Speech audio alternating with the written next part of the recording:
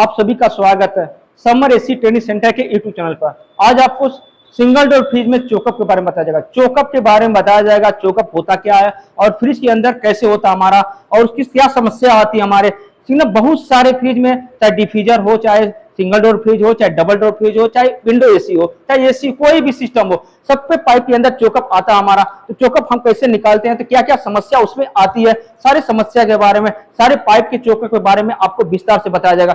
Zero से बताया जाएगा कि चोकअप हमारा कहाँ लगता है, तो कैसे होता है हमारा, सारे चोकअप के बारे में आपको विस्तार से बताएगा। देखिए मेरे पास डायग्राम के माध्यम से बताया जाएगा कि चोकअप होता क्या है और कैसे कहां चोकअप होता है, तो क्या समस्या आती है, सारे चोकअप के बारे में आपको बताया जाता है। देखिए मेरे पास ये डायग्राम आपका है, डायग्राम में कंप्रेसर बना दिया गया, आपको कंडेंसर बना दिया गया, आपको फिल्टर मेरे सामने है और कैपलेट ट्यूब है और यू ऑपरेटर मेरे पास है। देखिए कभी भी कोई भी सिस्टम हो उसमें कंप्रेसर लगा रहता है। कंप्रेसर से एक लाइन से गैस जाती है, प्रवाह होती है, और दूसरी लाइन से क्या होती है, गैस अंदर आती है। मतलब एक तरफ से गैस जाना और दूसरे से गैस आना, ठीक ना। अगर बीच में कहीं भी ब्लॉक हो जाता है, कहीं भी गैस रुक जाता है, उस रुके हुए समस्या को क्या कहते हैं, चोकअप कहते हैं। पाइप के अंदर कहीं भी गैस हमारा, चाहे कंडेंसर के अंदर गैस ब्लॉक हो गया हमारा, चाहे आपका फिल्टर के अंदर गैस रुक गया हमारा, चाहे आपका कैपिलरी के अंदर गैस रुक गया हमारा, या हमारा यू ऑपरेटर की गैस यहाँ रुक गया हमारा, तो उस रुके हुए समस्या को क्या कहते हैं, चोकअप कहते हैं। तो आज आपको चोकअप के बारे में बताया जाएगा, चोकअप हमारा कहाँ होता है, तो कैसे क्या समस्या आती है, सारी समस्या के बारे में आपको बताया जाएगा।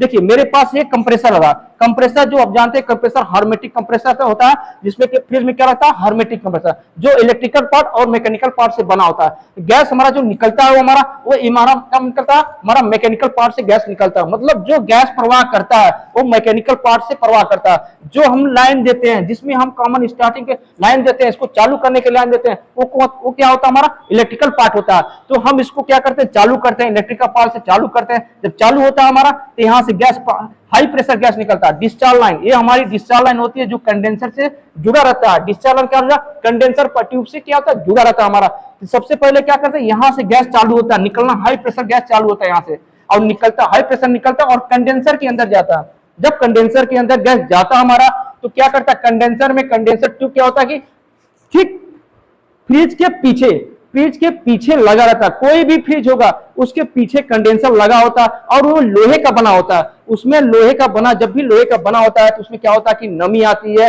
और उसमें क्या होता है कि आपका ये जंग वगैरह पकड़ने का बड़ी समस्या आती है। जो दीवार से बहुत सारे उपभोक्ता क्या करते हैं, फ्रिज को दीवार से चिपका कर रखते हैं। तो चिपका कर रखते हैं तो नमी, गर्मी के मौसम हो या ठंडी के मौसम हो या बारिश के मौसम हो, उसमें क्या होता है, दीवार से नमी पकड़ना चालू होता है और लोहे में नमी आ जाता है। नमी की वजह से क्या होता है, जंग पकड़ना चालू करता है।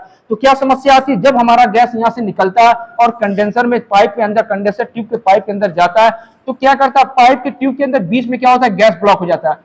ट्यूब के अंदर क्या होता है, बीच में गैस ब्लॉक हो जाता है। जब गैस ब्लॉक हो जाता है तो क्या होता है, कंडेंसर ऊपर के भाग हमारा क्या होता है, गर्म होने लगता है, और नीचे के भाग क्या होता है, हमारा बिल्कुल ठंडा होता है। तो समझ जाते हैं कि कंडेंसर के अंदर बीच में कहीं ना कहीं चोकअप हमारा है, चोकअप की समस्या हमारी आ गई है।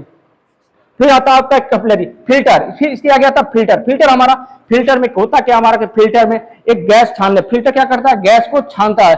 जब फिल्टर गैस को छानता है तो छानने के बजाय जब भी ये चोकअप होता है हमारा, जब भी हमारा ब्लॉक हो जाता है, रुक जाता है गैस हमारा, तो क्या होता है, यहाँ क्या होता है आपका नमी, क्योंकि फिल्टर क्या होता है हमारा गर्म होना चाहिए, लेकिन यहाँ क्या होता है, फिल्टर हमारा गैस नमी, मतलब यहाँ गैस हमारा नमी देने लगता है, यानी कि यहाँ से पानी हल्का हल्का आने लगता है। समझ जाते हैं कि यहाँ हमारा फिल्टर का चोकअप हो गया। कंडेंसर पूरा गर्म है, लेकिन फिल्टर के यहाँ अगर चोकअप हो रहा है हमारा, तो समझिए यहाँ की आपको गर्म के बजाय नमी देने लगता है। तो समझ जाते हैं कि हम यहाँ हमारा क्या, फिल्टर हमारा चोकअप हो गया हमारा। फिर आती है हमारा ये कैपिलरी ट्यूब। कैपिलरी ट्यूब होता है क्या, बहुत इसका जो व्यास होता है, जो होल साइज होता है, सुई के नोक के बराबर होल होता है, क्योंकि इसमें थोड़ा भी धूल मिट्टी फंस जाता है तो क्या होता है, चोकअप हो जाता है हमारा। तो चोकअप हो जाता है तो फिल्टर की यहाँ समस्या आती है, फिल्टर की यहाँ समस्या आती है। फिल्टर करता क्या हमारा, फिल्टर वही समस्या आती है, वहां क्या होता है, गर्म के बजाय अपना नमी देने लगता है, ठंडा देने लगता है। इसका मतलब ये फिल्टर क्या ना, कैपिलरी भी चोकअप हो गया हमारा। अब आता है आपका ये यू ऑपरेटर। यू ऑपरेटर बोलते हैं जिसको। यू ऑपरेटर हमारा, जब भी हमारा चोकअप होता है, जब भी गैस हमारा क्या होता है,